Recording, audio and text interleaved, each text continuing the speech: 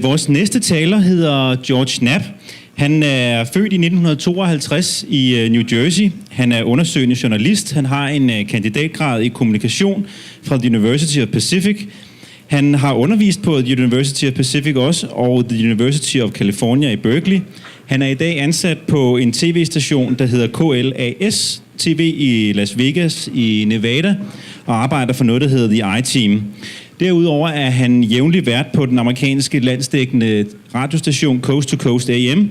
Han skriver jævnligt til en avis i Las Vegas. George Knapp er nok mest kendt som, for sin historie omkring Bob Lazar i slutningen af 1980'erne. Og det var altså historien om en videnskabsmand, som hævdede, at han har arbejdet med en UFO på Area 51. George Knapp var yderligere også en af de første vestlige journalister, der undersøgte UFO-historier i det tidligere Sovjetunionen. Han har med jævne mellemrum dækket UFO-historier siden 1980'erne og UFO-relaterede historier. Her for nylig har han lavet et interview med Bob Lazar igen, her 25 år efter historien den brød frem. Så har han også rapporteret sidste år om det, der hedder The Citizen Hearing on Disclosure i Washington D.C., hvor han også lavede et indslag på sin tv-station. Derudover har han vundet 19 Emmy Awards, 2 Peabody Awards, Mark Twain-prisen fra The Associated Press, og så er han i øvrigt den mainstream-journalist, der måske nok har dækket UFO-fænomenet mest gennem de sidste par årtier. Hjertelig velkommen til George Knapp fra USA. Thank you. Thanks.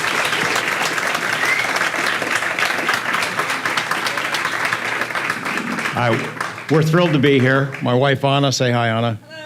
I don't know if you heard this story, but our luggage has become a UFO. We know our suitcases were objects. We know they were flying at some point, and we know their whereabouts are unknown at this time. So we went out and got some clothes. I promise. We did take showers and we did brush our teeth, so we're not dangerous anymore.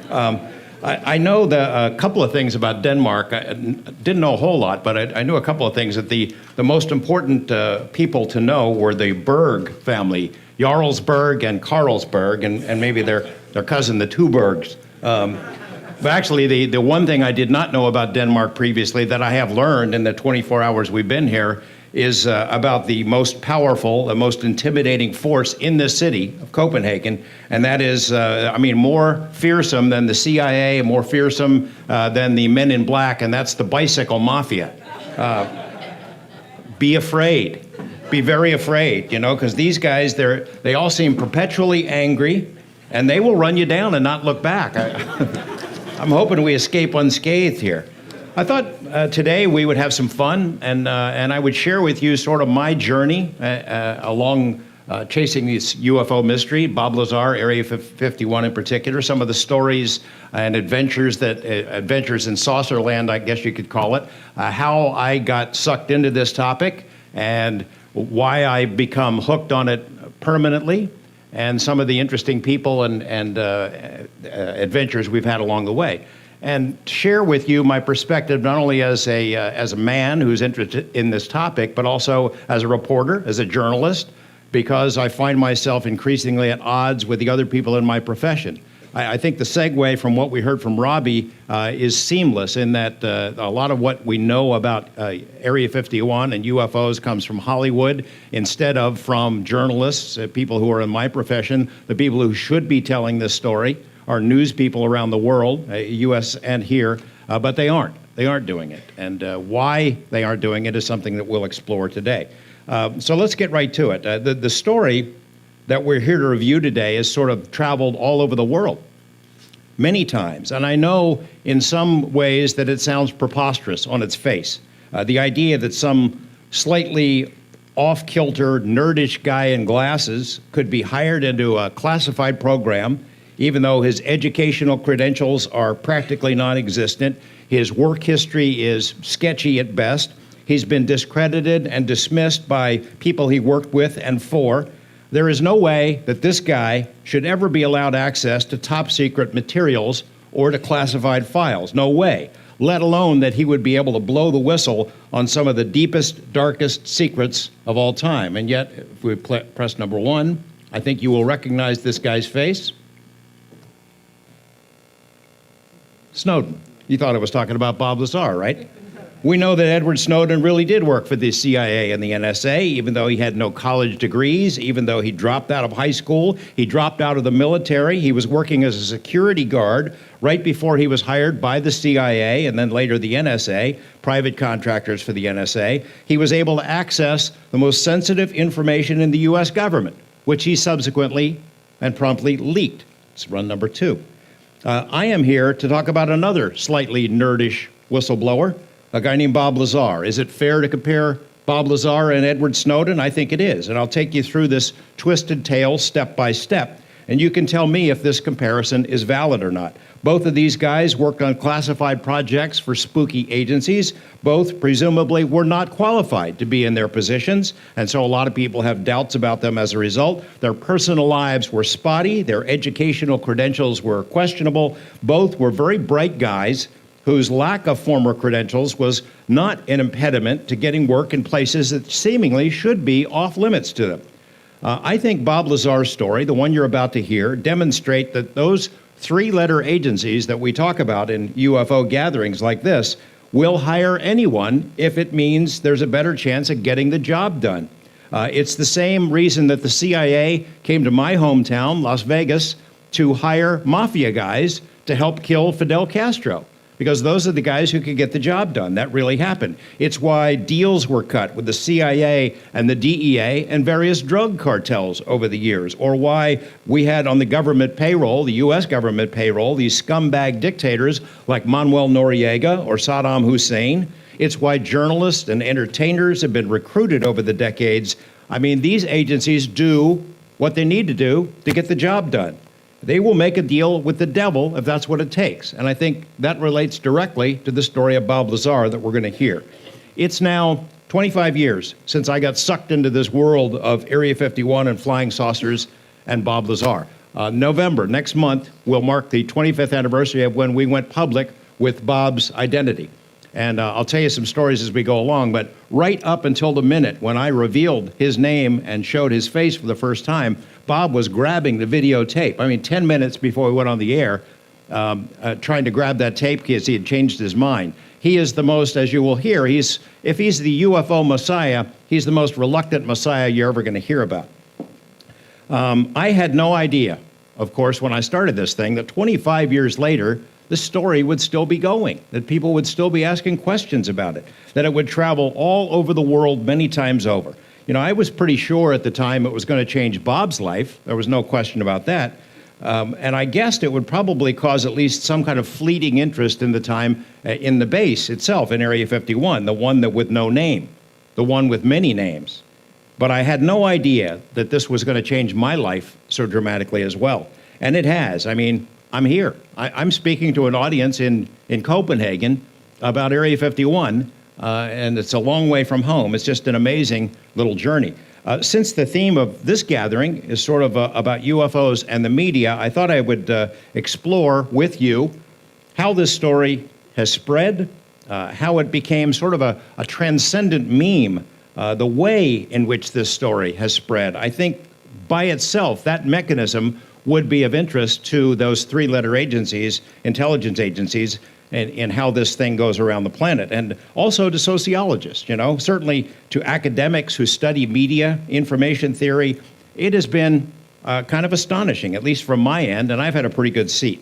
I started as a journalist in Las Vegas back in 81, and I work mostly in television, but I've also done print, and as was mentioned in the introduction, I do some radio here and there. And over the years, I think I've probably covered just about every kind of news story you could imagine in Las Vegas, what you would expect a Las Vegas reporter to cover.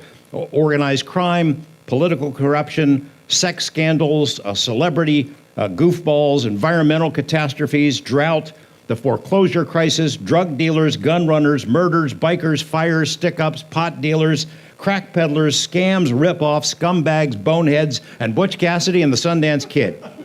I covered it all along the way. And some of those stories I've broken have been pretty good, some of them not so good. And in my hometown, at least, I'm considered a pretty good reporter, or at least I was. All that kind of changed in 1989 when I became the UFO guy. I'm sure this is true for most of you who are here in this room, because in your family, in your circles, you're the UFO guy or gal, right? If there's a UFO sighting in Norway or something, and it makes it into the paper, people in your family, crazy Uncle Bob or something, comes and asks you about what you think about the UFO story. We're all the UFO people, so you're going to be able to relate to some of the things I'm going to tell you about here. I am the Area 51 guy. I'm the UFO guy in my community. It's as if it's tattooed on my butt. I'm sure it'll be mentioned.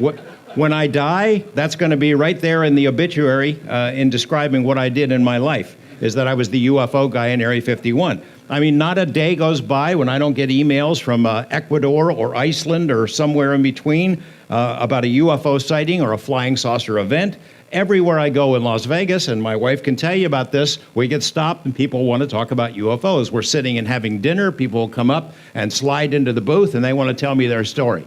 And, that's okay to some extent, and I understand it. And they want to ask the same question, what do I really think about UFOs? Well, the reality is they don't want my opinion about UFOs. They want to tell me their UFO story because everybody's got one. So it's at restaurants, I'm in a grocery store, in a bar, standing in a urinal at a men's room. People want to tell me about the UFO stories. That's a real thing. Hey, do you really believe that stuff? And I'm okay with that. But for some reason, it drives my colleagues in journalism crazy.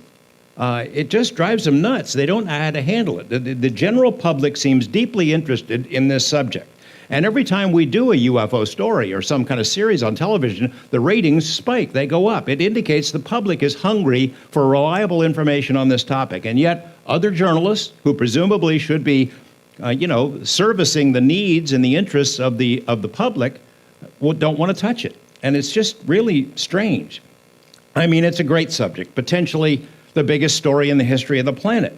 And even if it weren't true, even if this was some kind of a mass hallucination long term, it would still be a huge story. Plus, from my perspective as a journalist, it's a hell of a lot of fun to chase this around. I get to come to Copenhagen, for example. I mean, but to my colleagues, the folks in this room, all of us, myself included, are UFO buffs, UFO believers, UFO crazies. I mean, it's subtle terms like that they use in their stories, UFO buffs and believers. It's tools that are used by journalists to sort of put UFO folks in their place. Those who don't believe the subject matter is legitimate, they're called skeptics or scientists, but the rest of us are buffs and believers. I never thought of myself as a buff or believer. I'm not the UFO reporter. I'm a journalist. I'm a reporter who happens to be interested in UFOs, and there's a distinct difference there. I think it's a legitimate news story. And as I said, this has driven my colleagues in journalism really crazy. 1989, as I said, is the year that I officially went nuts, because that's when we broke the story about Bob Lazar and Area 51. And when I had broken those other stories I mentioned, I'm just a reporter. When I talk about UFOs in Area 51, I'm crazy. I'm a fruitcake, at least in the eyes of my colleagues. I can't tell you how many times I have been pilloried by radio disc jockeys in the morning. When they run out of belch, barf, and fart jokes or something, they'll take a shot at me. My friends at Nevada's largest newspaper, the Review-Journal, have had a lot of fun at my expense over the years. That one of the first, they've done a series of editorial cartoons that I have on my wall at home, by the way. One of them showed me with a butterfly net chasing a flying saucer. That was the first one. There was one that had, it was called the Marshmallow Head Chronicles, and it was two extraterrestrial hitmen had come to Earth, and they had their ray guns here. They were coming to kill me because I'd spilled these UFO secrets, but they're standing looking at two gasoline pumps, and the one guy says to the other, of course they are Earthmen, but which one is George Knapp? I think they're making fun of maybe my stout figure or something like that. I had done a series of reports about alleged alien abductions and, the medical procedures that come along with that the abductees talk about. And the Review-Journal had a column, they called it, the headline was, they were kidnapped by extraterrestrials. And they talked about the medical procedures, and they dubbed me a grand mullah in the Church of Cosmic Proctology, which I thought that was funny. The newspaper critic, he was writing a story about how people were rushing at home at night to see my stories about UFOs, the second series that we ever did. He said that they were rushing home not because they care about flying saucers, but because they wanted to be there, quote, when George finally goes bull goose loony and does the big crack up on the screen, his eyes going buggy and rolling free in their sockets. Will he crash and burn before our very eyes? That was in our newspaper. Funny stuff. I figure it comes with the territory. I'm a public figure. I'm not thin-skinned about it. I'm okay with it because I know the public's okay with it. I don't write stories for them to be read by other journalists. I write them for the public to read. And this is a subject that the public is interested in. The part that bothers me, and since we are talking about UFOs and media, the part that bothers me is that reporters and columnists, other journalists are so willing to write this story off, to dismiss it, to make fun of it, to poke fun at you and me and anybody else who's interested in it without doing any of the work. They do the wisecracks because it's easy, and they don't do the work. They've certainly never spent hundreds of hours sitting out there in the dark and the dust of the desert around Area 51 waiting for something to happen, trying to dodge these security patrols and coyotes and dust devils, things of that sort, trying to keep from getting arrested or busted by the helicopters that are out there. They haven't read the books, they haven't read the documents, they haven't interviewed the witnesses, none of the stuff that you would do in any other kind of story. That's your job, is to do that kind of stuff before you make a judgment about a particular topic or the credibility of a witness or something like that. And I'm sure many of you feel the same way. I don't know what the coverage is like here in Denmark. Pia was telling me you don't get a whole lot of serious media coverage, but maybe that can change. They see all of us in this room as nuts. And while I think that is terribly unfair and inaccurate in a general sense, the fact is, and you know it as well as I do, that this subject does attract a lot of people whose elevator doesn't go all the way to the top floor. You know, for the past couple of weeks, I've been getting emails from this lady in California who wants me to contact the former director of the CIA, Admiral James Woolsey. She wants him to stop harassing her via electronic mind control. Woolsey, she says, has been forcing her to have sex with a large contingent of Asian men who she doesn't know. So she's been banging these Asian guys, and she's blaming the CIA guy and wants me to see if I can get him to stop it. I'm not sure I can help her out. When I first got started in this, did the first series on the UFO stuff in Area 51, I get contacted by this lady. She's calling me up every day. Got to talk to me, got to see me in person, can't discuss this on the phone. She had to see me. I finally relented. She shows up at the station. She's wearing the skimpiest possible halter top and holding this kid who it turns out, of course, is an alien hybrid baby. And within the first 5 minutes I met this lady, I knew details about her sex life that I didn't want to hear. Because she said it was while she was engaged in a certain sex act with her boyfriend out on their front porch that she looked up and saw her first flying saucer.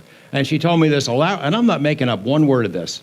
She told me this elaborate story about how they had beamed her up on the ship. She'd been up there a couple of times. And the first time she was up there, she was in a lineup with other Earth women. And they looked her over and they told her, you know, they had her in bathing suits, like a Miss America pageant or something. And they told her, in their alien opinion, that she needed to get breast implants. And again, I'm not making this up. And that was the one part of the story I could really believe because there was ample physical evidence staring me in the face right there. I get these letters from this 75-year-old woman in Northern California. She says she has these sexual romps with aliens every time her husband leaves for town. They live on a ranch. Every time he leaves, the aliens come and have their way with her. And she even drew me an anatomically correct picture of what alien genitalia looked like. You want to open up that on an empty stomach in the morning. It's not something that... I have been pestered by a millionaire transsexual abductee, by a guy who says he's the twin brother of Jesus Christ, who says aliens are coming and they're really mad. I had a guy fly from Australia one time. He said he used the last money he had in his bank account to fly to see me and to see if I would go to Area 51 and use my contacts out there to tell the aliens to stop abducting him. Now, that's a sad story. It's funny, but it's sad at the same time because that guy really thought he was being abducted, and he thought I could possibly help him talk to some aliens out at Area 51. I had this guy who contacted me, and I don't know how I got sucked into going to his house, but he convinced me that he had worked for the military, he had some UFO information. He says, I communicate with aliens on a regular basis. And he showed me the device, and we went out into his backyard, and it was a bird bath with an old record rack on top and a headlight from a car that was just sitting there, like it was not connected to anything. That this guy said that was his device for communicating with aliens. I get letters from alleged aliens that tell me they're watching me. I get them sending me poems and songs. I've had assorted death threats over the years from people who say that they're the government and they're going to get me. They say I'm the government. They think I'm an agent. I mean, been around the block on this. I went on the Montel Williams TV talk show one time. Somebody just sent us a copy of it, and there was people on there. It wasn't just abductees; they were abductees who'd been aliens in a previous lifetime, and I'm supposed to follow that. So well, let's roll some video. The next one, the Area 51 video. It kind of comes with the territory. So. For major media, that's all they see is people like that. They never get beyond the obvious. They never start to look at Area 51, the legitimacy. You can turn the video down, the audio down. The legitimacy of whether there's a real story there or not. So I think it's really their loss because they're missing the boat. This is a story that got out anyway, Area 51. As mentioned, it's known all over the world now. It's created an oxymoron of sorts, of the highest order, the world's best-known secret base. How can you be so well-known and secret at the same time? It's kind of odd. It's a place that is famous for being secret. And for decades, the government has pretended it wasn't there. It's their own fault. Area 51, this most classified military technology in America's arsenal has been tested out there. It's a place where constitutional protections, legal protections do not apply. It's a place where environmental laws in our country are exempted. It's where you can be shot just for walking into the place. Area 51, also known as the Box, the Ranch, the Watertown Strip, and Dreamland. It's the base that began in 1955.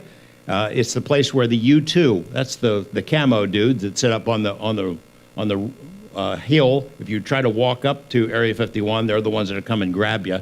And they have cameras all over. The security is really oppressive. If you get too close, they'll fly helicopters, jets, all kinds of things at you. They have motion detectors 12, 15 miles away from the base out on public land that will let them know if your car drives down that road, they know you're coming, so they can get ready. They have all kinds of sophisticated technology to tell them when somebody is trying to get in. I've had all kinds of people offer to, hey, let's sneak in there. And I tell them, that's a really bad idea. Well, look, let's get a whole bunch of Winnebagos, and we'll go driving across the border, and they can't stop all of us. Yes, they can. And so I've tried to talk them out of that stuff. Area 51, even without Bob Lazar, is a pretty interesting place. The U-2, the SR-71, stealth technology, all manner of CIA monkey business has been taking place out there over the years. It's a fascinating place. But the history of Area 51 and the history of my own personal history all changed a day, and it was 1987, 2 years before Bob Lazar. A guy named John Lear walked into the TV station and told me a story. And Lear had a certain amount of credibility at KLAS. His father, of course, had invented the Lear jet. John had run for the state senate. He was an ex-CIA employee who had flown basically every aircraft in the world, and he had helped us break a really big story. My boss was a guy named Ned Day, who is a muckraking, crusading journalist in Nevada. He's dead now. But at the time, he had broken the story. It was a huge story about the existence of the stealth fighter. John Lear would go out to Area 51, look around, take photos like these, and he knew that something like a stealth fighter was flying around out there. So he and his buddy Jim Goodall told Ned Day. Ned Day breaks the story. It goes national, it goes international about the existence of this strange technology out there. Ned gets pulled in by the FBI. They hauled him in and put a bright light. It was like right out of a movie scene. How dare you endanger national security? Don't you know this puts everyone in the country at risk, and the Russians are going to find out all this stuff?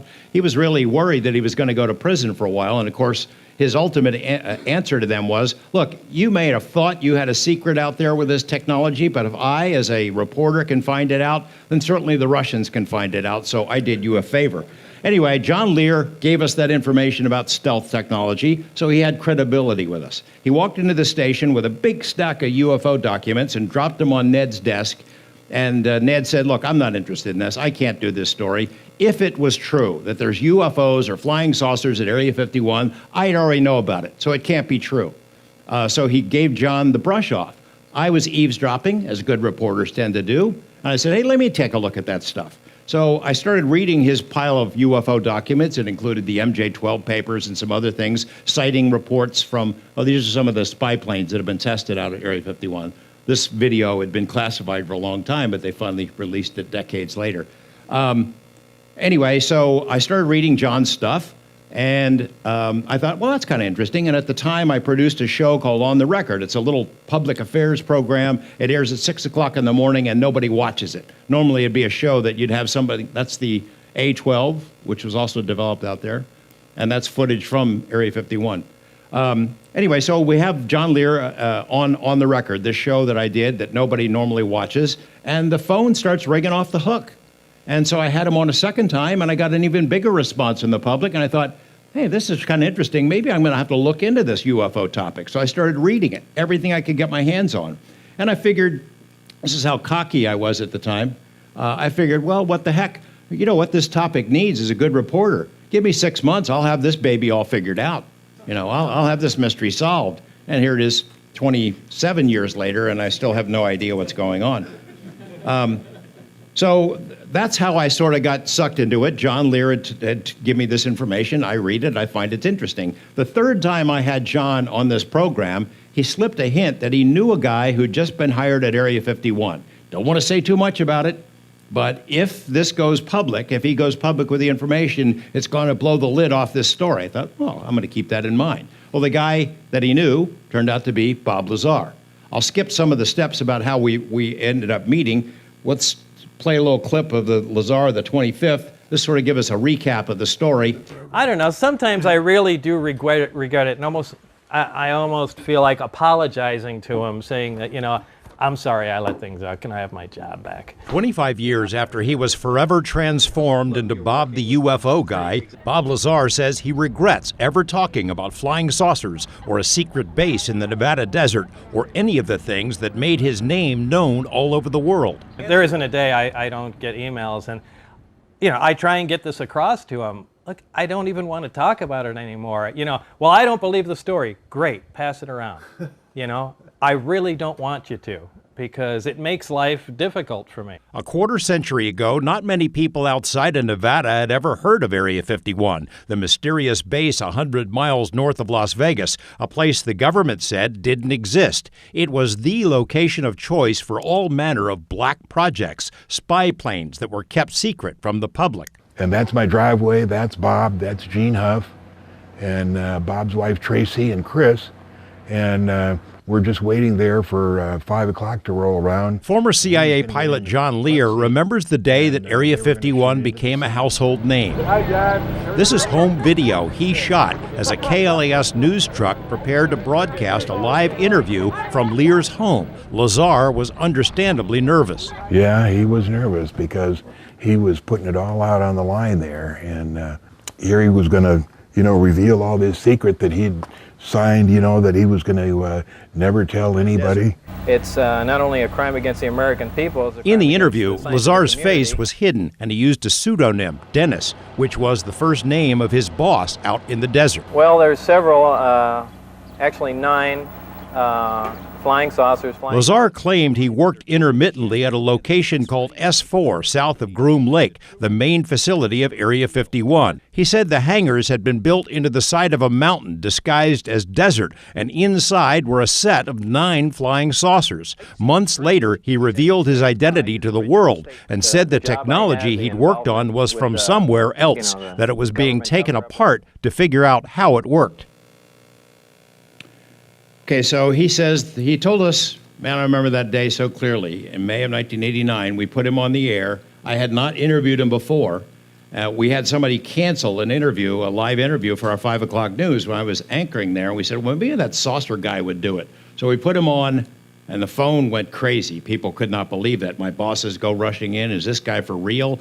And my news director and I, Bob Stoddall, said, gosh, if this story is true, if we can verify at least some of it, it's going to be gigantic. So we started a project. I spent the next 8 months working on trying to verify Lazar's background and any other details that we could come up with about Area 51. We had heard rumors about something that looked like flying saucers being tested out there for a long time, yet no one had ever come forward until Bob.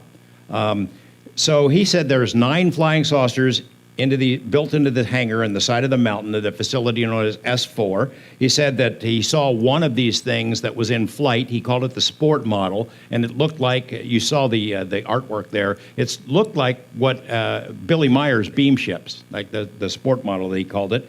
He said that antimatter reactor would create its own gravitational field, that gravity was in fact the key to interstellar travel, that it allowed one of these spaceships that generates its own gravitational field, it could bend space and time, which is what a lot of people, Jacques Vallée and others, have said it looks like how these flying saucers get around. The fuel, Lazar said, was something called element 115, a super heavy element that did not exist at the time, but does now. I mean, it's preposterous stuff. It's outrageous. It's ridiculous. Who in the world could believe such a story coming from a guy with a sketchy background like Bob? It turns out quite a few people believed it because the story exploded like a bomb. I mean, it launched thousands of product lines, made untold numbers of media appearances possible. The meme was on the loose. Let's play this next one. And the coup de grace, Area 51. You could have just handed me a piece of a UFO from Area 51. There've never been any spacecraft. There's no Area 51. There's no recovered spaceship. Oh, excuse me, Mr. President. That's not entirely accurate. It would probably take an Indiana Jones-sized warehouse to stash all the pop culture references to Area 51, the oh-so-secret facility. The place that did not officially exist for decades is the rock star of military bases, literally. There's a rock band named Area 51 and another named Element 115, which is supposedly the fuel for flying saucers. There's an Area 51 video game, an Area 51 bar. What better way to unwind after a long day than a glass of Groom Lake red wine from the Ailey Inn? Maybe spend a few minutes staring at the paintings you picked up at the Area 51 art show, while perhaps listening to the Bob Lazar music video. The story that Bob Lazar told 25 years ago has gone around the world many times over. When you get yourself in position... And in the quarter century since then, the world has beaten a path to Area 51's door. Every major news organization in the world has written stories. The base has inspired documentaries and TV dramas.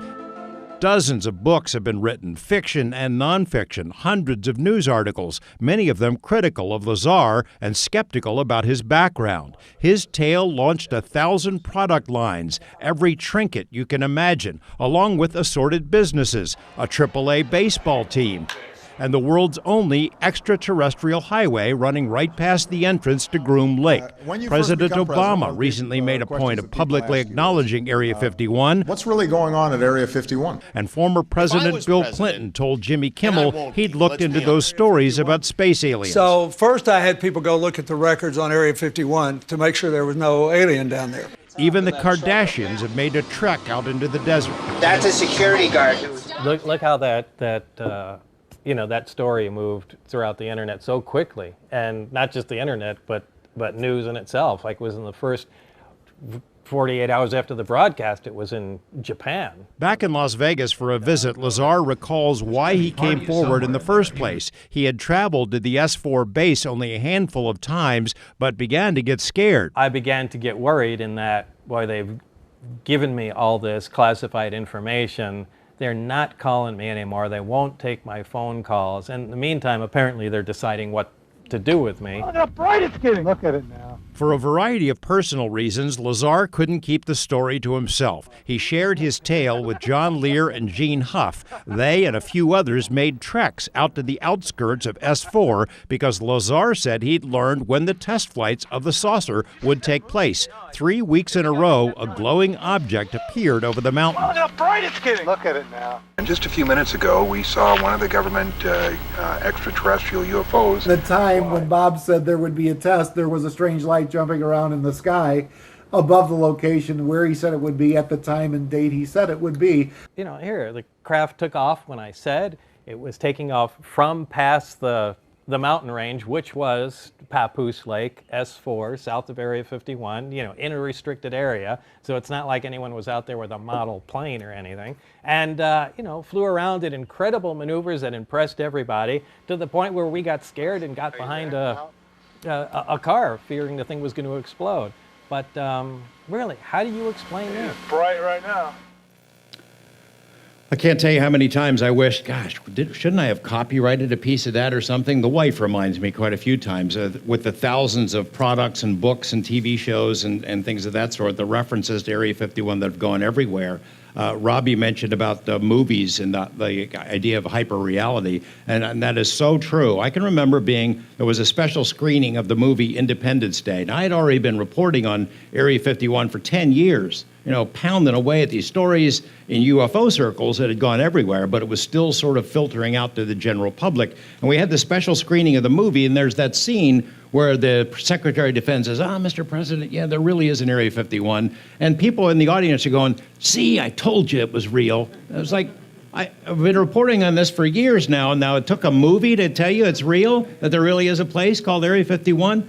By the way, as a side note, I told P I was bringing some stuff along. It's in the bags, in the baggage, wherever that is, but some trinkets and souvenirs from Area 51. I got a little alien Christmas ornament with an alien on it, a couple of hats from the Area 51 Museum, which is the Atomic Testing Museum. It's got a room full of stuff, about half of it from my house. The Area 51 baseball team, I got a hat from that. An Area 51 cookbook. Anyway, I'm donating it to your organization. If you want to bid on it, maybe it'll make some money or something like that.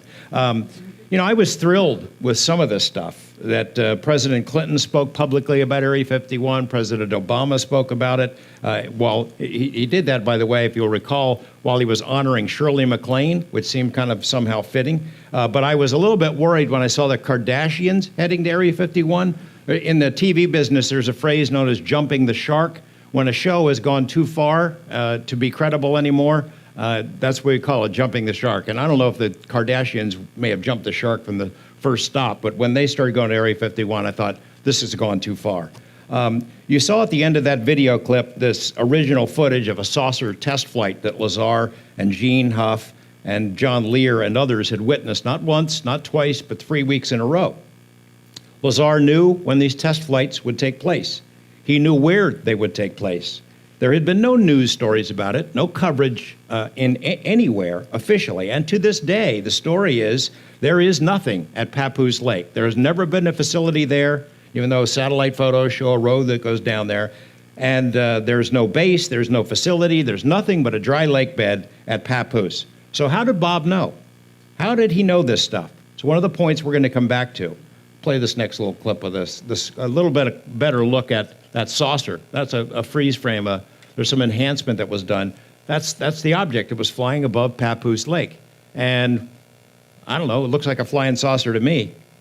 Over the years, dozens of people have captured their own images of things flying around out there. There's a classic sombrero-shaped UFO that was flying around out there, weird lights. Now, some of these things, like everything else, they're misidentifications. They're military planes, secret aircraft, secret platforms of one sort or another. But a heck of a lot of them look like flying saucers.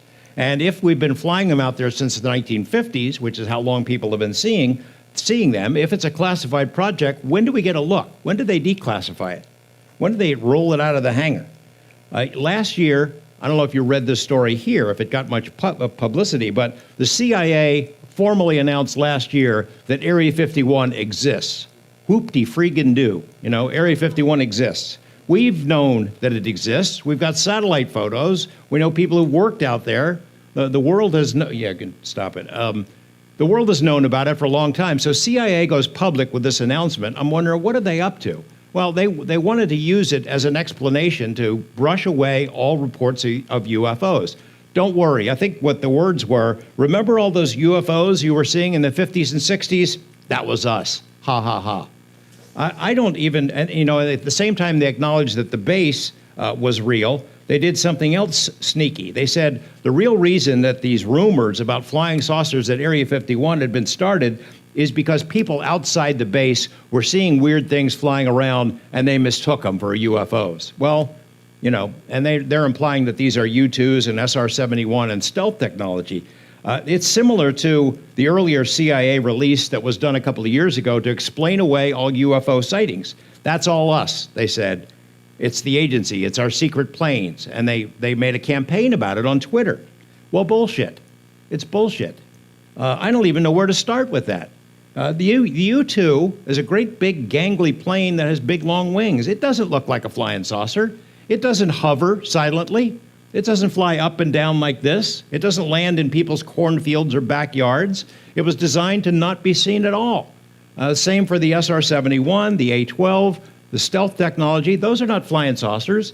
And it suggests that people are seeing those planes, and that's the cause of the stories at Area 51 is ridiculous. More importantly, the stories about flying saucers in Nevada didn't start because there were people outside the base seeing things flying around. They started because people inside the base started leaking the information. And one of those people was Bob Lazar. I'm not going to try to convince you beyond any doubt that Lazar is telling the truth. For most people, you know, that horse has left the barn. You've already made up your mind about it. Chances are, if you're here to hear some of this, you probably give him at least some credibility. You know, that legend is galloping around down the road and around the world, and most people have made up their minds, as I said. I will give you two thoughts on this, though. One is that my belief, it's a moot point anyway, as Robbie Graham was saying, because this Area 51 story is now permanently etched into the public consciousness, whether anybody likes it or not. It's taken on a life of its own, independent of Bob Lazar. Lazar, by the way, did not work at Area 51, although a lot of people say that. He was at S4, and we've already made that distinction. Earlier this year, there was a tour. They now take tours out to Area 51, regular tours. If you, as a tourist, you want to go to Las Vegas and take a drive out there, they'll put you in a vehicle, take you right up to the edge of Area 51. You can take a couple of snapshots, and you go back home. Earlier this year, I aired a story about a tour group. They had their driver, who was relatively new to the job, and they're yakking at him as he's driving up to the gate. Yeah, blah, blah, blah. He blows right through this sign, the warning sign that says, "Stop or you will be shot." He goes right through it. And they're driving along, and they're wondering, hey, where's that base? You know, where's the camo dude? Shouldn't we be stopping here? And all of a sudden, bam, he's right on their butt. Pulled them over, pulled out guns, threatened to arrest him. They wrote him up big citations. The guy is never allowed to go back, so other drivers will have to go there. But it was a big mess, and I helped negotiate the fine down so these people didn't have to dig into their pockets too bad. But as the video from that camera showed, this driver is telling his own reality about Area 51. Oh, yeah. The mothership is often out there hovering over the base, and there's secret underground facilities where the aliens, they mix up vats of human and alien parts and to create these hybrids. I mean, total nonsense, totally made up. But there's the guy who's official tour guide for Area 51 making this stuff up. And it sort of goes to the point that it's taken on a life of its own, and we couldn't stop it if we wanted to. The second thing I wanted to convey is how we pursued this story as journalists. I did not go into this as a lark. It wasn't a joke. I approached it as a story, and I knew there were great risks involved in this because of our credibility. Our credibility of the whole station was on the line. If we screwed this up and promoted this guy as some UFO messiah, and it blew up in our face, we might not ever recover. The station's credibility was on the line, and I know it looks preposterous from the get-go, and that many of our competitors wished it was preposterous, but that's not how it's turned out. My friend and colleague Stan Friedman has been outspoken about Area 51 and Bob Lazar. He thinks it's possible. He buys the idea there could be flying saucers out there, but he doesn't buy Lazar, and he's been way out in front. I have to give Stan credit for doing some of the legwork. Unlike a lot of Bob's critics, Stan has gone to MIT and Caltech and looked for Bob Lazar's educational credentials, and he found them lacking. And I applaud him for that. But because that part of Bob's story is weak, Stan has written the whole thing off, which is what a lot of people have done. I don't know how to I've tried to remind Stan about this in person, and I've said it in public a few times, but the important thing is with Lazar is that the information about his educational background was in the very first story that we aired. The very first report that identified him, we said we could not verify his background. And I will confide to you this. I don't believe he ever went to those schools. I don't believe Bob Lazar could get a degree from Caltech or MIT for a very simple reason. At American universities, when you get a degree, an undergraduate degree, you have to take all kinds of core courses in subjects that you may not be interested in. Literature. I cannot possibly imagine, and Anna, you know Bob, I can't imagine Bob Lazar sitting through a class in American Lit or reading poetry or something like that. He'd never stand for it. There is no way in hell that he sat through that stuff to get a degree. So what do we do? What do we do with that? Do we throw out the story? Here's how I rationalize it, is Bob would not be the first person to lie about his educational credentials in order to get a good job. As his friend of a long time, I've given him the opportunity. Bob, look, come clean on this. Let me know about, if it's a lie, come clean on it. Get it behind you. And he's never given me that satisfaction of saying, yeah, it's a lie. He maintains the story. I don't know what the true story is, whether they could make his records disappear. I have found people who said he was at Caltech, who said that they remember him being on the campus, but that's not enough to make the point. As far as I'm concerned, it doesn't matter. I don't care whether Bob Lazar went to Caltech. The fact that he would lie about it is problematic, but I don't think it's a reason to toss out the entire story, because people do lie about their background in order to get a great job. The thing with Bob is he is an interesting guy. I know a lot of people think that he's a fraud, that he never worked out there. For me, the key was always, did he work at Los Alamos National Lab? Because it seemed to me that if he had worked at Los Alamos in a scientific capability on classified projects, then it's conceivable that he would have got hired to work at someplace else in the Nevada desert. So we went to Los Alamos. I went there a couple of times. I started writing letters to them to see if Bob had ever worked there, and they said no, we have no records of him whatsoever. And then I found a headline in the Los Alamos newspaper that says, there's Bob Lazar as a physicist. What about that? Nope, we don't have him. He never worked here. Then I found a phone book from the lab that lists his name and number. There he is. Well, we still can't find any records on him. So I wrote to a company, Kirkmeyer. It's a headhunter company. It hires people for the lab and fills positions in scientific and technical jobs. They had hired Bob. I called him up. I said, yeah, did you hire him? Do you have records? Yeah, we've got the records on him. We hired him. We got him the job at Los Alamos. Great. Can I get a copy of those? No problem.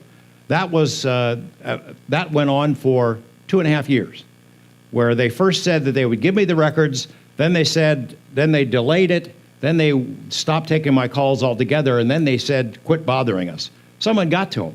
I mean, they had them, and then they didn't have them. But I became convinced for other reasons that Bob was there. I talked to people he worked with who said he was there, and he worked in classified positions, on classified stuff. I went to Los Alamos, and Bob Lazar took us in. It was on a Sunday, and we had a camera rolling on it. He took us into the gate, waves at the guy at the front. They let him on in, let us in, and then he took us into Los Alamos, and it was like a rabbit in his own burrow, taking us through these buildings, obscure places, waving to people along the way, gave us a little tour, all of it recorded on video. How did he know?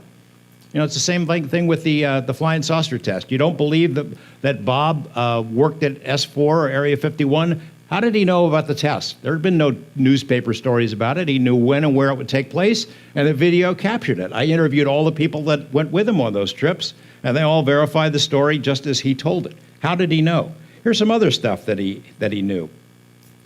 There was an agency called OFI. Bob thought it was the FBI. I said, who did your background check, you know, when you were getting your security clearance? I think it was the FBI. It was a guy named Mike Thigpen. I called the FBI up. They said, we don't have any Mike Thigpen. We don't do background tests.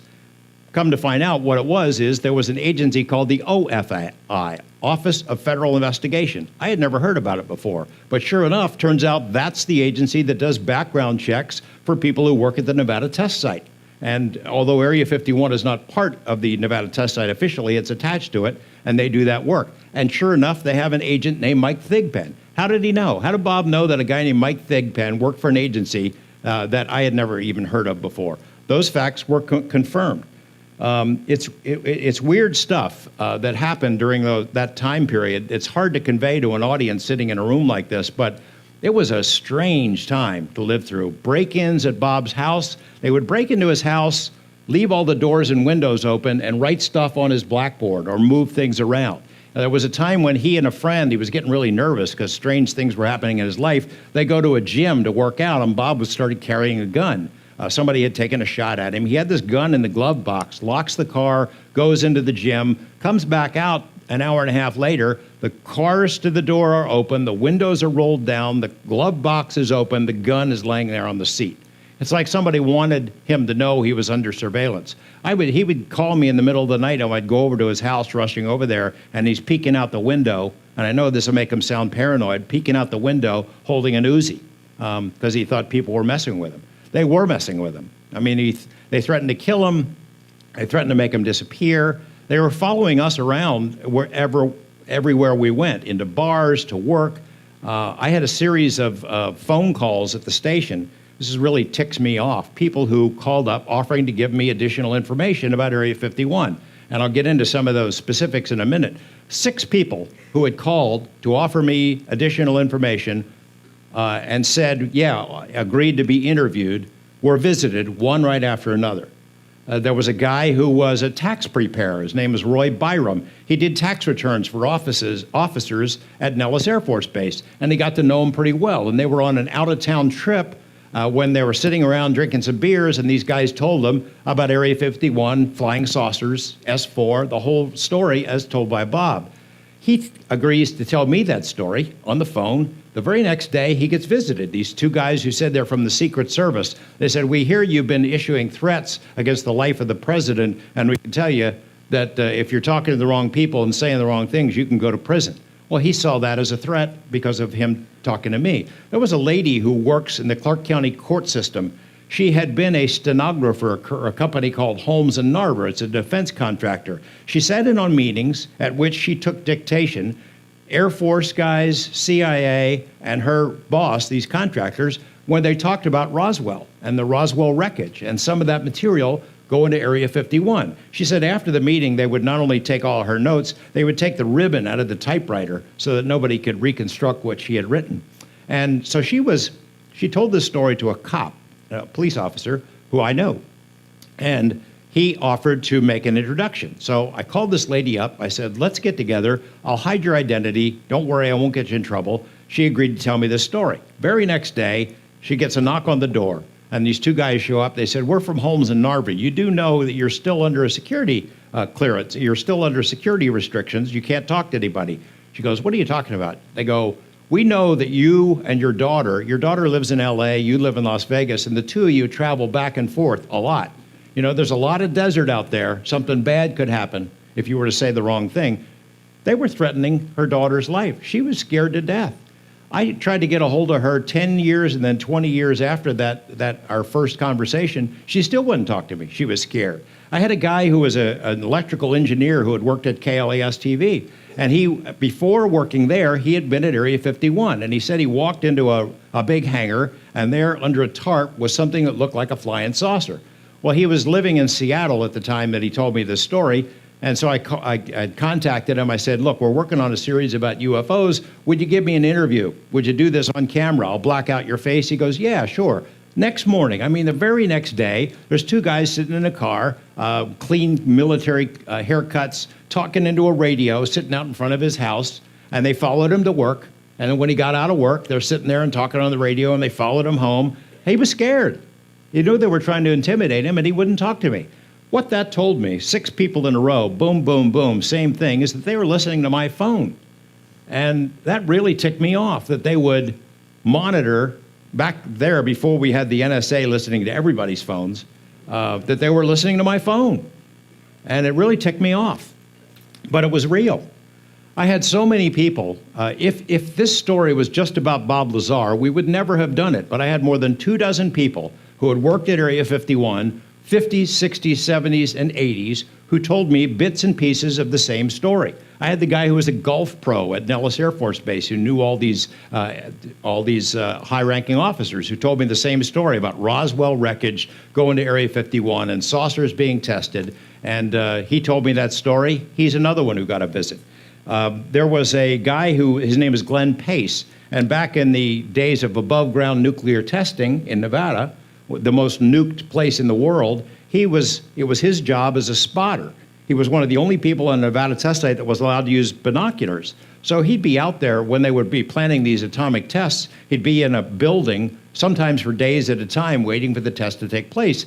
And he had these binoculars. He was at a place called Area 15, which looks right over into Area 51. And he said they used to watch these, what looked like flying saucers over Papoose Dry Lake all the time. His boss was a German physicist, one of the Nazi scientists who came over under Operation Paperclip named Otto Kraus, who told him about alien technology being tested out there. I had a guy named Howard Cannon. He was a United States Senator from Nevada. He was a man who practically built Area 51 because he would get all the secret appropriations, the money that went into building it. He was like the father of Nellis Air Force Base. He's a retired brigadier general from the Air Force, a decorated war hero. He was very good friends with the men who built Area 51, the guys from the Skunk Works, Lockheed. When Howard Cannon lost his last election, they gave him, as a going-away present, the ability to fly in the SR-71. There's only 30 people in the world or 40 people in the world that have ever been in one, and he got to fly in it. That's how close he was to these guys. Howard's son, Alan, is a friend of ours, had had these conversations with his dad about UFOs. Howard the senator, had never spoken about it publicly, but he finally agreed through his son to tell me the story about Area 51. And I went over and interviewed him, the last interview before he died, and he came this close to spilling it all. His best friend in the Senate was Barry Goldwater. I don't know if you remember that name, but Goldwater had run for president. Goldwater had tried to get into Wright-patterson, the stories about the Blue Room. And he'd been told, no, you can't get in and you can't ask about it, never ask again. Well, Howard Cannon had the same experience. He told me that story before he died. He went right up to the edge of saying there's flying saucers at Area 51, and then he said this: what would be the point of telling that? They would deny it, they'd call it a lie. You're never going to get to see that technology. They're never going to let it out. So what would be the point? Howard Cannon is a man that I believe. One other source I'll tell you about, and then we'll move on. It's a guy whose name I can't give you, but there was a book by a lady named Annie Jacobson about Area 51, and it's a tremendous book about the history of all those secret planes. Annie Jacobson, at the end of her book, though, has a capper where she says she talked to this old guy who said that there were flying saucers out there, but they're not alien flying saucers. They'd been built by the Nazis, captured by the Russians, and what crashed at Roswell was one of these Russian Nazi technology that the aliens were not aliens. They were refugees from a concentration camp who just looked like aliens.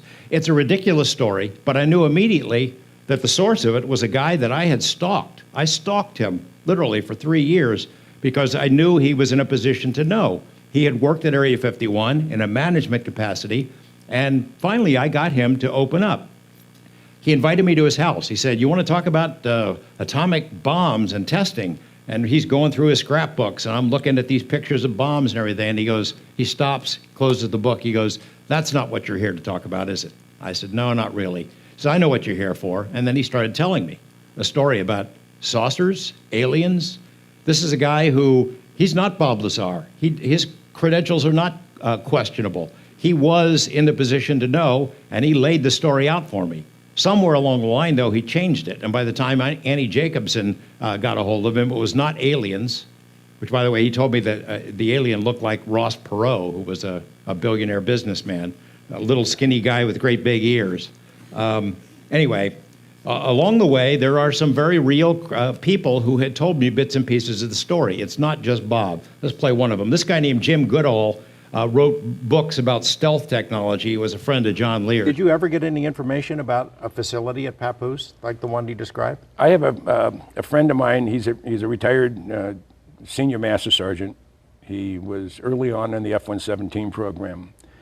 And they had their badge, restricted area badge, He can go anywhere in the Nevada test site, up to and including Area 51. So they had a Humvee, and they drove around the was it Groom Range? Yeah, Groom Range. And they're on Papoose Lake.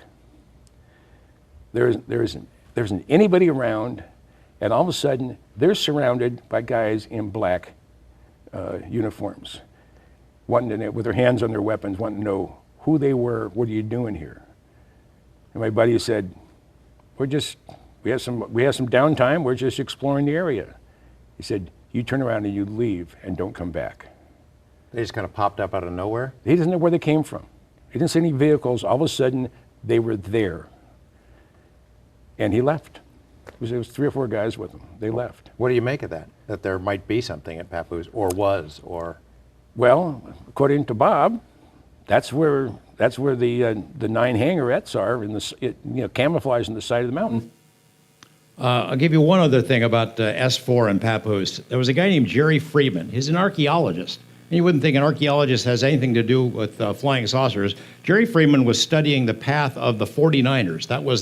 There was a gold rush of 1849 when thousands of people fled west to try to strike it rich.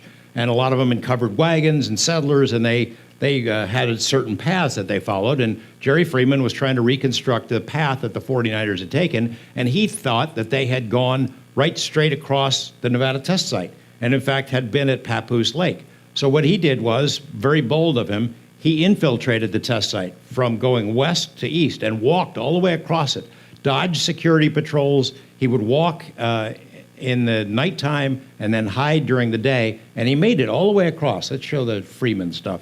He made it all the way across the test site to Papoose Lake. These are pictures that he had set up with an automatic camera. That's Papoose behind him. That's the place where Bob Lazar said he worked.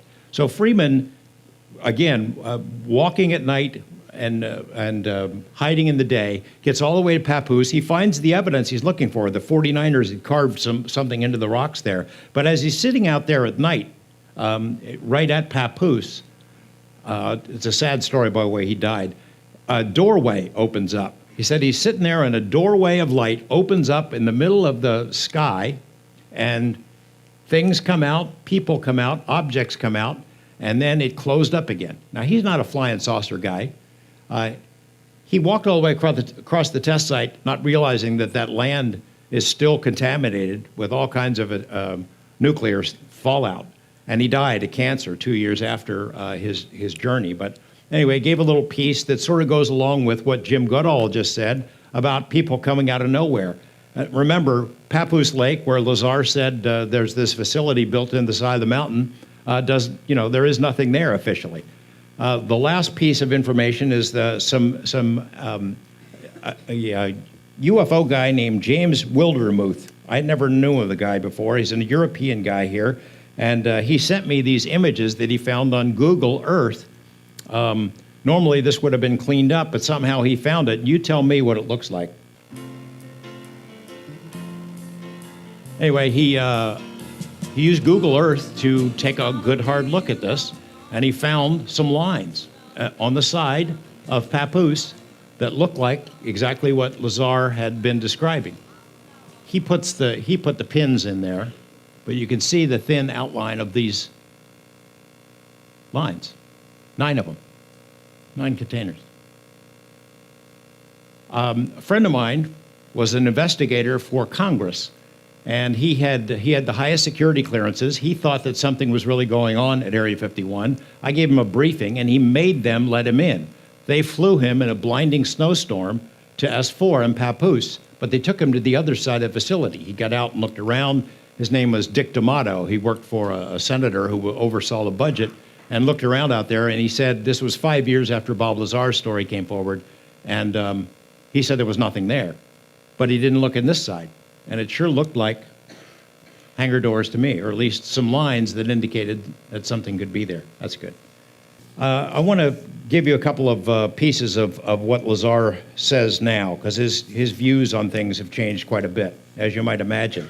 So many crazy stories have been told about Bob over the years, that he's running a meth lab, that he's got a string of hookers down in South America, that he's dead. Once a year, somebody comes up with a story that Bob is dead. It's no wonder that he's tried to leave all this stuff behind him and wants nothing more to do with it. It took me a long time to coax him into doing this interview earlier this year to recognize the 25th anniversary. I'm hoping to talk him into going on Coast to Coast, maybe in November. But I wanted to sort of share with you a couple of the pieces, the stuff that he is comfortable talking about, and that is the technology, the science involved. As I mentioned at the beginning, he claims that these craft operate on an anti-gravity sort of mechanism. Let's play that clip where he talks in detail about. That alone is something amazing. Look, that can change everything we know today. Just having a machine to produce artificial gravity.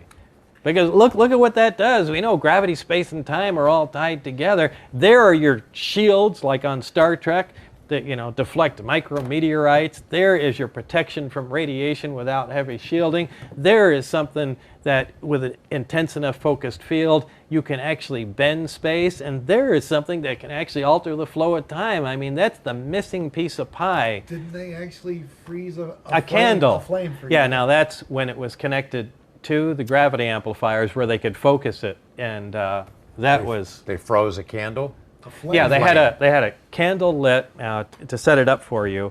Again, there's a large, in the craft itself, there are 3 long pipes. I'd say, well, I don't know about, what's that, 3-4 feet in diameter, maybe 5 feet long. Anyway, they dangle, the 3 of them, at the bottom of the craft. These produce gravitational waves, and they can focus them to a point or spread them apart. Those are what you call the wave guides? Yeah. Okay. Yeah. They're part of the power source control mechanism and the wave. Well, the wave guide is what I actually call the interlink between them, but that's the gravitational engine. They had one of those devices out along with the subsystem that connects it. So they can produce the power from the reactor, it runs the gravity amplifier, and they can focus and change the gravity beam that comes out of it. They took, speaking of Barry, took a candle, put it close to the mouth of it, lit it, a normal flickering candle flame, and then activated the reactor. The gravity wave came out as expected, and the candle flame remained luminous and stopped moving. And which defies physics. Yeah, because look, if it's going to freeze it, the photons should stop being emitted.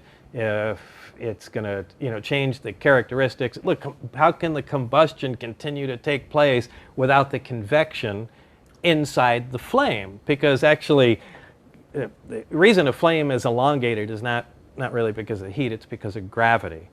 Because gravity pulls down and, convection moves flames upward. It's why in a zero gravity environment, flame is a ball, obviously. There's nothing to pull things around. But anyway, if you negate the gravity around it, why is it still pointy? How can it still be making light? And why doesn't it move? Well, I mean, from what Barry said, it's not just gravity, but it's also time locked. You've distorted the frame of time. Yeah, they essentially froze a piece of time there. And what do you say? I mean, it's empirical evidence. You're looking at it. It's not could see it. It doesn't make sense that you could see it. And look, the stuff I saw there was the most unbelievable, literally, because it defied what we knew as physics. And at least I thought it did. And maybe what we knew was a little incorrect and just needed viewing from a different angle. We do know now that research into anti-gravity is at the top of the list of what American tech companies are doing and Defense Department folks are doing, and anti-gravity propulsion is something they want very badly. Bob said that the key to it was this element 115. He had a piece of it. I saw it. In fact, he had a little experiment they did with what's called a cloud chamber, where it looked to me like light. They had a piece of this 115 in this chamber. They put some smoke in it, and it seemed, and then had a beam of light through it, and the light bent. Bob, at one point, when he thought he was going to die, had this piece of 115 in it was in a lead casing, in a disc-shaped casing, and he had it in front of a particle accelerator at his house, and he had the accelerator on, and all he had to do was flip a button. If this stuff was real, as he described it, flipping that button would hit it with, I don't know, it's protons, electrons, whatever it was, that would make it explode, an annihilation that would have left a great big hole in Las Vegas. And he had that piece. I saw the experiment. What happened to it, that's a story for another time. It's in a spot now where nobody could get to it, but it's still there. One of these days, maybe after Bob's gone, I'll go dig it up. As at the time that he told us the story about element 115 did not exist. It does exist now. It's been synthesized. They've made it in a lab. It only lasts for microseconds, but it is real. They've confirmed that it's now on the element chart. And in this piece, Bob talks about 115. They finally did synthesize element 115 that had the properties that I stated. But it wasn't stable. Yeah, it wasn't stable. Now, each element has isotopes. For instance, let's talk about hydrogen. We're all familiar with hydrogen. Hydrogen has 3 isotopes. They're all hydrogen. There's hydrogen, protium, be the technical name, deuterium, and tritium. Well, tritium is a radioactive hydrogen. Deuterium is another stable isotope of hydrogen, and regular protium, ordinary hydrogen, is the hydrogen we all know. They're all hydrogen. They have different amounts of neutrons in them. They all have 1 proton, which makes them hydrogen. Now, this is true for all elements. You can have the amount of protons in them determines what element it is. So element 115 has 115 protons in it. It's element 115.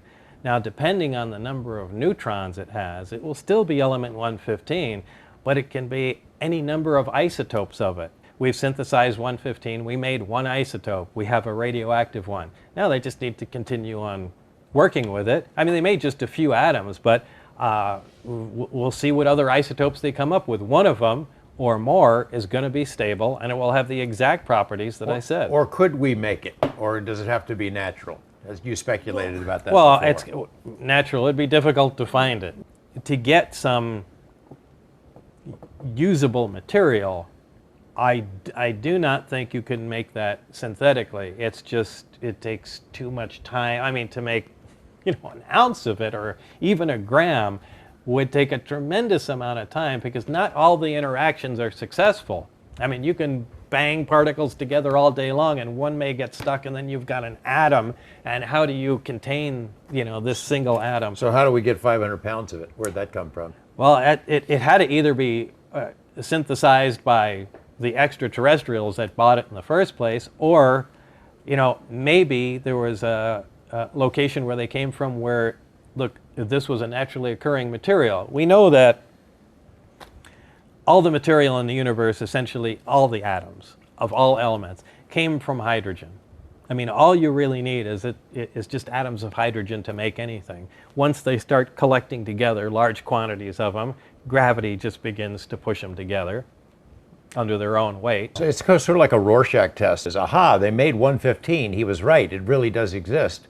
Somebody who doesn't want to believe it says 115 doesn't behave anything like Bob Lazar said. It's sitting around in a pile of 500 pounds or something, right?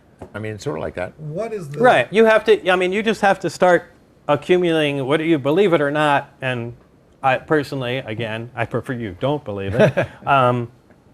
Just begin accumulating the facts that you can verify, and really be careful where you get the facts from, because if you see documents obtained by someone that they say are official, I've seen the most ridiculous things on the internet. Here's a report from some government agency going, yeah, everything Bob Lazar said is fabricated, and we've verified it with the main office in Philadelphia. And I mean, just nonsense stuff. Verify it yourself. And if you start adding up all the facts, like the people that were with me at the time, have an obvious advantage. because they knew me before all this stuff happened. They knew, at the time, I didn't even believe in flying saucers or life from other planets. I mean, to me, those were just crazy people that bought into these stories. Coming to the end here. I guess you'd say, could you really keep a secret like that? Wouldn't it leak out? Well, it has leaked out. It's whether or not you pay attention to it or not that matters. One of the guys, if there's anybody who would know about this being true, it's a guy named Ben Rich, who was the head of Skunk Works, which was the Lockheed company that built all the Blackest projects, the SR-71, the U-2, Stealth, all of that. Ben Rich, who headed up Skunk Works for such a long time, if anyone in the civilian sector would know, it would be him. So I asked him about it. On the day that they unveiled the Stealth fighter at Nellis Air Force Base, they had it sitting on a tarmac, and they invited the media to come in, and I was one of the guys that was there that day. And so Ben Rich was available for interviews, and I went up and asked him, Mr. Rich, great to meet you. I asked him a couple of questions and then led up to this one. A lot of people say there's alien technology and stuff that you developed. And he stops for a second, looks at me, and he kind of laughs. Nope, just good old American know-how. But before he died, Ben Rich said this in a public comment, and the reason I'm asking is friends of his had asked him about UFOs, and he said it was real. But he said this to an engineering audience. He said, "We already have the means to travel among the stars, but these technologies are locked up in black projects, and it would take an act of God to ever get them out to benefit humanity. Anything you can imagine, we already know how to do it. We have the technology to take ET home. It won't take someone's lifetime to do it. We have that capability now to travel to the stars." He died a few months after that, but he was trying to tell the world something. This stuff is real. That what Bob has said is real. I'll end with one last little piece of Bob, because people wonder what goes on in his life. There's all those rumors I told you about before, and I put him the question to him in a couple of different ways about whether he would do it again. And he goes back and forth. Basically, I think he would say no, but here's what he told me back in May. But that drives him crazy. I mean, That's you need fine. to answer this. Now, I need an answer. How many times do you get that in a week still after all this time? I get there isn't a day I don't get emails, and I try and get this across to them. Look, I don't even want to talk about it anymore. Well, I don't believe the story. Great, pass it around. I really don't want you to, because it makes life difficult for me. I'm trying to do serious research. I've got contract with governments and other companies for R&D work, and aside from other scientific interests, and I want this divorced. Look, if I went and did everything I can to prove my story and reached a tipping point where people like Stanton Friedman and people along those lines said, you know what, this is beginning to look factual. Do you know how that would annihilate me? That would destroy my business. It would make it impossible for me to operate. And I'd have a continuous flow of questions, annoying people, I'm sure offers to do things that I am not the least bit interested in. There's got to be part of you somewhere in there, even though it would be counterproductive. There's got to be part of you that wishes, God damn it, I know what happened, it's true. No, look, I know what happened is true. There's no doubt, period. There's no delusion, and there are some things I can say that will bolster the case, and I'm not going to. It's going to stay that way. I do regret, at this point, bringing anything forward. Look, at the time, I'm in my early 20s. I went, you know what, this is a crime against the American people. This is just BS, and everybody deserves to know what's going on. And 25 years goes by, you get a little older, and your priorities change. And, what they told me is, this is a security matter, and really, what's the public going to do without this? You know how reactionary they are? There's a bunch of different reasons this is being kept quiet. Nothing that they bother telling me, but the bottom line is they're right. The bulk of the people are complete morons. And I'm sorry, maybe they are right. And this really should just be information that's handled out on a need-to-know basis to some people where it would benefit them. You know, I know you don't like to hear it, but there's a lot of people, after you're in this field for a long time, you kind of come to the same conclusion. Maybe it doesn't really need to be out. I believe in the people's right to know. That's my job, and so I pursue it in that vein. But you have to wonder whether it's really a good idea or not. You know, the pursuit of this story has taken me all over the world chasing different kind of UFO stuff. My views have changed so much from those days about just thinking of nuts and bolts, flying saucers. Is there a government cover-up? I mean, this is really, as earlier speakers were suggesting, it's much bigger mystery than that, whether or not flying saucers are coming from other planets or not. Jacques Vallée, my hero in the UFO field, I had interviewed him back in these days when he came to investigate Lazar and ask me some questions, and we've become much closer friends. But he said, I'm going to be so disappointed if it turns out that the answer to the UFO mystery is that aliens are coming from another planet in flying saucers to visit us, because he suggests that the way these craft behave, the technology they have, it suggests that the ultimate answer is so much bigger, so much more wondrous than something as simple as that.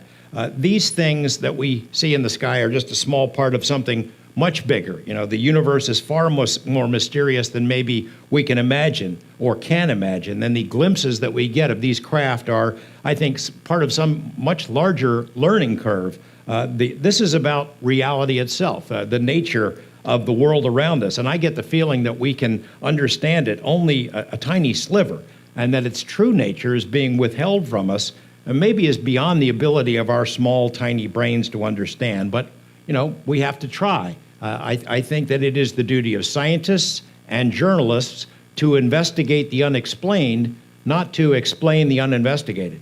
And thank you very much.